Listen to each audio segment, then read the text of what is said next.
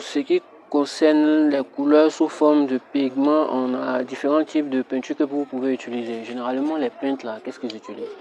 Ils vont soit utiliser des pigments naturels, ils vont aussi utiliser ce genre de peinture chimique là. Ils vont utiliser des gouaches. En tout cas, tout ce qui peut vous permettre de générer des couleurs. Et moi, la peinture que moi j'utilise, c'est de la peinture ultra latex de Drocolor. À Drocolor, qu'est-ce qu'ils ont fait? Ils ont mis en place un système pour favoriser les élèves qui sont dans les disciplines artistiques. Donc eux aussi, ils sont à Drocolor pour acheter de la peinture. Ils bénéficient d'une réduction, souvent qui est de 10%, 20% et ça va jusqu'à 30%. Cette peinture-là, comme ça coûte 10 000. C'est le pot d'1 kilo. Et Drocolor a créé une version aussi pour les artistes qui vendent directement à la Librairie de France le même pot, le même poids, c'est-à-dire 1 kilo. À la Librairie de France, ça coûte 20 000. Les pots de 500 grammes coûtent 10 000. Bon, je ne sais pas, peut-être un jour je vais aller à la Librairie de France pour acheter la peinture Artisto qui est produite par Drocolor et essayer de la comparer à la peinture ultra latex que Drocolor elle-même vend déjà. Voilà, parce qu'il y a une grosse différence de prix. Moi, je peux comprendre aussi le fait qu'il y ait cette différence de prix là, parce que bon, Drocolor c'est une société. Elle va vendre son produit à une autre société. La même société là ne peut pas revendre cette même peinture là à 10 000. Est-ce que vous voyez? C'est normal qu'il y ait au moins une certaine forme de plus-value. Il faut que la Librairie de France fasse au moins des bénéfices. Mais le côté où moi je trouve exagéré, c'est le fait de multiplier par 2 le prix de la peinture. Donc ce qui fait que c'est plus avantageux d'aller à Drocolor pour acheter sa peinture que d'acheter la même peinture, même s'ils ont changé le nom, à la Librairie de France. J'ai un exemple même par rapport à ça. Là actuellement, ma toile elle est posée sur un chevalet. Un temps je voulais acheter un chevalet parce qu'il y avait besoin de ça pour peindre. Parce que lorsque tu fais la peinture, tu as forcément besoin, je dirais pas forcément, mais à un moment donné, tu auras besoin d'un chevalet pour pouvoir peindre, soit pour pouvoir te déplacer. Mais généralement, les peintres là, ils ont l'habitude de peindre en extérieur. En tout cas, ça c'est une particularité même chez les peintres.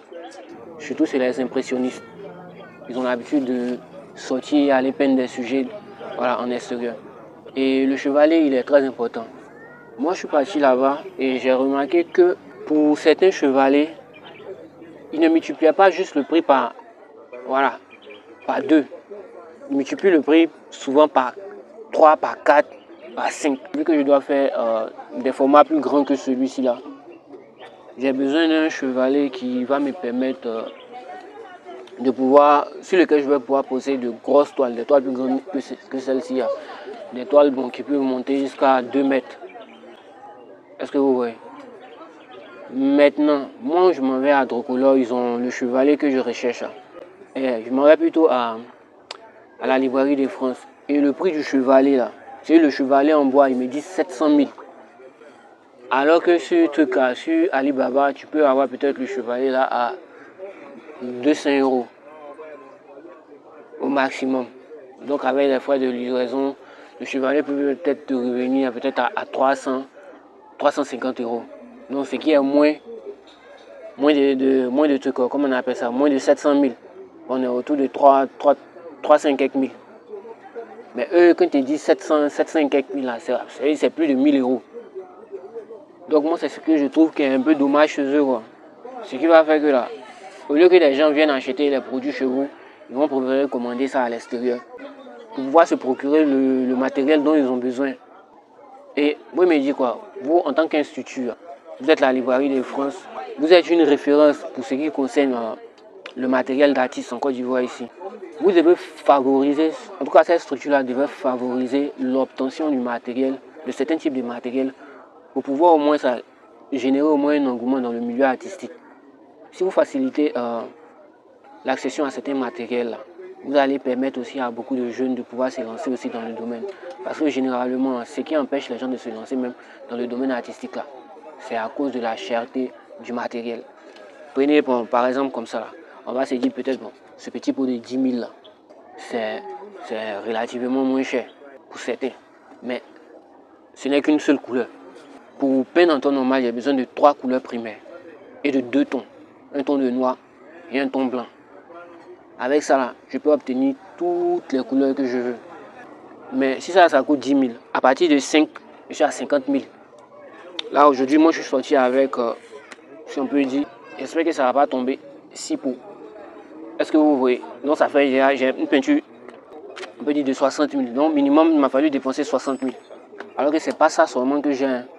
J'ai encore 6 pots à la maison là-bas, de ce format-là, et des formats encore de 4 kg.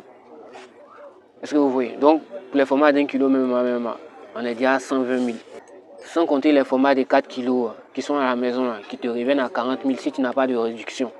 Parce que tu n'es pas à l'INSAP ou parce qu'on ne te considère pas comme un artiste. Tu es juste un particulier qui vient acheter de la peinture. Est-ce que tu vois? Donc, ça revient pour ne serait-ce que l'achat même de la peinture, là. C'est déjà un frein pour certaines personnes de se lancer dans le domaine de la peinture. Mais tu as fini de payer tes pots de peinture là à combien? À 10 000. Il te faut plusieurs couleurs. Tu vas aller, bon, si tu ne sais pas faire tu ne sais pas confectionner de châssis sur lesquels tu vas mettre tes toiles, tu vas aller à la librairie de France. Là-bas, ils ont des toiles aussi. Moi, je suis parti là-bas une fois, je voulais acheter une toile. Un petit format. Comme ça, la toile vide, simple. Ils m'ont dit 40 000. Mais tu vas payer une toile comme ça à 40 000. Un petit format comme ça. Tu vas utiliser ce genre de pot. Quand tu vas finir, tu vas vendre ça à combien? Donc, c'est un frein. J'estime que cette société-là, je ne suis pas contre elle, mais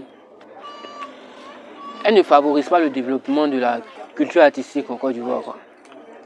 C'est tout.